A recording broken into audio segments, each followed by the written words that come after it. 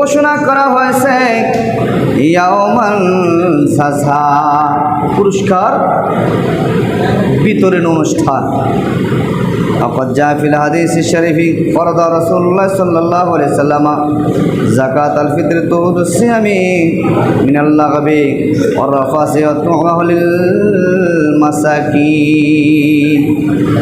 তোমাদেরকে সাদাকাতুল ফিতরা আদায় করার জন্য রাসূলুল্লাহ সাল্লাল্লাহু আলাইহি সাল্লাম নির্ধারণ করেছেন। এটা মিসকিন গরিবদের হক আদায় করার জন্য, যেটা তোমাদের রোজা থাকা অবস্থায় ভুল ভ্রান্তি হয়েছে। অনেকে রাগ করেছে, গালমন্দ করেছেন, অনেক অনইসলামিক কাজ করেছেন, সেটার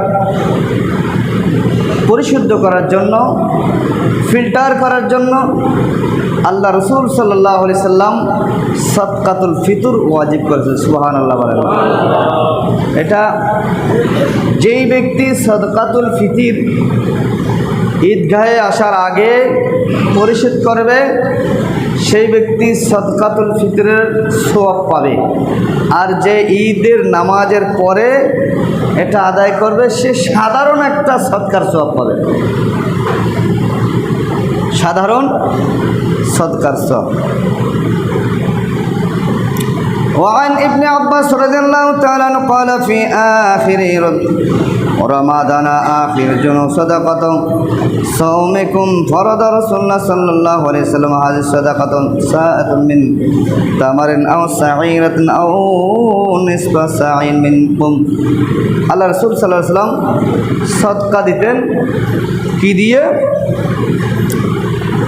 এক সা খেজুর অথবা জব অথবা অর্ধ সা গম অথবা আটা, এগুলো দিয়ে আল্লাহ রাসূল সদকা দিতেন। কাদেরকে দিতেন এবং কাদের উপরে এগুলো ওয়াজিব?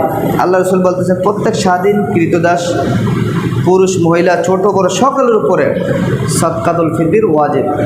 এমনকি ঈদের দিন যে সন্তান জন্মগ্রহণ করবে, ফজরের নামাজের আগে অর্থাৎ সুবে সাদেকের আগে যদি কোনো সন্তান জন্মগ্রহণ করে, তারও সাদকাতুল ফিতর আদায় করতে হবে।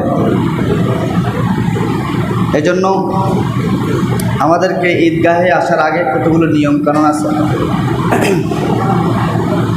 মিষ্টি জাতীয় কিছু খেয়ে আসাটা সুন্নাত। অন্তত 3টা খাজুর খাবেন, 3টা খাজুর অথবা মিষ্টি জাতীয় কিছু খাবেন। এক রাস্তা দিয়ে আসবেন, আর এক রাস্তা দিয়ে যাবেন। ঈদগাহে আসার আগে মেসওয়াক করা, সেটাও সুন্নত। ভালো পোশাক, নতুন পোশাক হতে হবে বলে কথা নাই। ভালো পোশাক যেটা আপনার যে পোশাকটা পরিষ্কার পরিচ্ছন্ন, ওই পোশাকটা পরে আসবেন।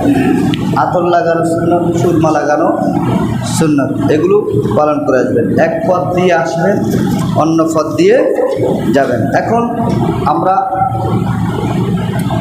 জাহাঙ্গীর তরিকতের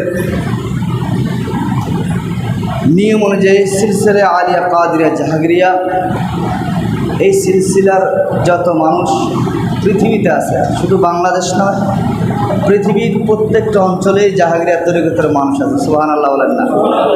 আরও জোরে বলেন না সুবহানাল্লাহ?